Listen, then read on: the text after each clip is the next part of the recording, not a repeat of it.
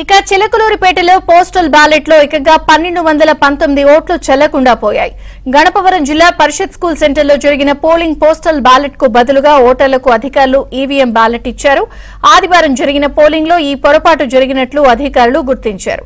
దీంతో 1219 ఓట్లు రీపోలింగ్ కు ఎన్నికల కమిషన్ ఆదేశాలు జారీ చేసింది. బాధ్యులైన అధికారులపై చర్యలు తీసుకోవాలని టీడీపీ అభ్యర్థి ప్రతిపాటి పుల్లారావు డిమాండ్ చేశారు.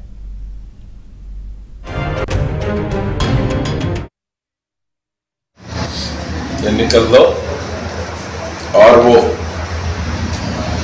నారదమ్మని గారు ఏదైతే ఉన్నారో వారు నాదేళ్ల తహసీల్దార్కి అప్పచెప్పారు. Postal ballot postal ballot polling duty అక్కడ ఏదైతే కర్నూలు నుంచి వచ్చిందో కర్నూలు నుంచి వచ్చినటువంటి EVM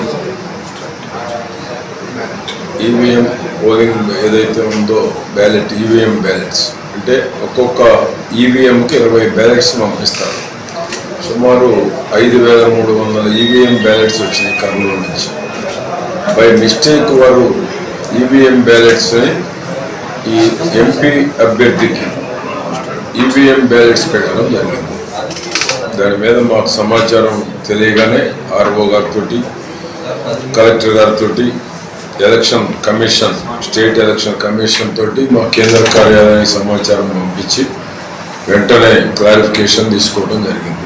MLA postal బ్యాలెటా MP postal బ్యాలెటా అనేటువంటిది కూడా కొంత టైం కన్ఫ్యూజన్ కూడా జరిగింది.